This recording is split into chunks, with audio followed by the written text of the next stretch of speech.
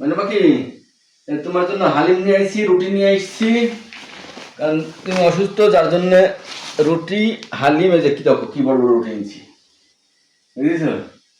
রুটি আনছি, হালিম আনছি, তারপরে বেগুন, মুরগির চাপ নিয়ে আইছি, চাপ, এই যে এই যে এই যে মুরগির চাপ।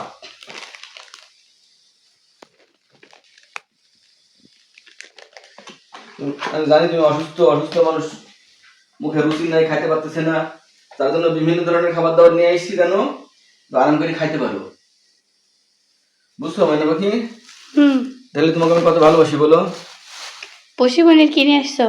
পুষিমণি চাপ খাবি না একটু? পুষির তো টেনশন যে এত খাবার নিয়ে আসছে, আমার কোনটা?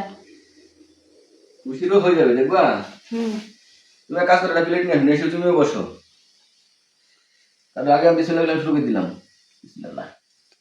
অসুস্থ আমি, খাবার আনলে আমার জন্য খাচ্ছ তুমি? ভালো মন্দ খাবার দেখলে আমার আবার ভালো লাগে না, খালি হাতে ইচ্ছা করে।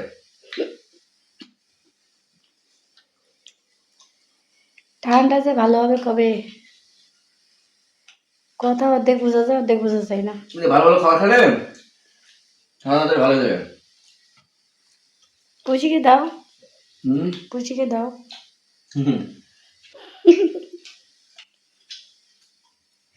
ও শুধু মুখে চাইতে পারে না, তাই দেখো তাকানো দেখো।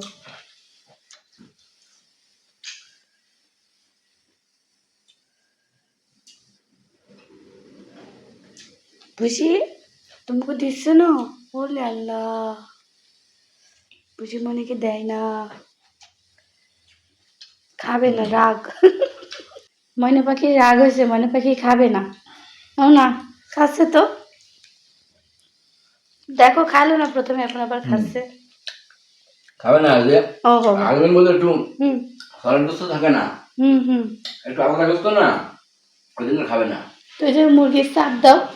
মুরগির চাপ তো আমি খাবো না, মুরগির চাপ তুমি খাবে একলা একলা, সেই সময় পুষিকে দিও না, এখনই দাও পুষিকে, পুষি খাবে। এটুকু খাবার লাগবে, তবে দেবো না। ও খাবে না ওইটুকু, দেখছো না বুনিয়ে বসে আছে। এটুকু না খালে দেবো না।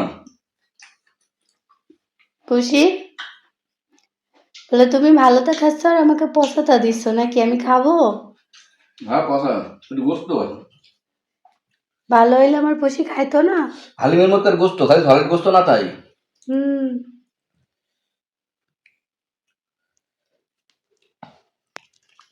এই যে এগুলো দাও, খাবি।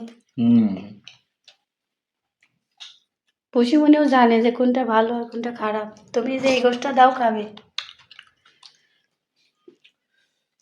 দিব।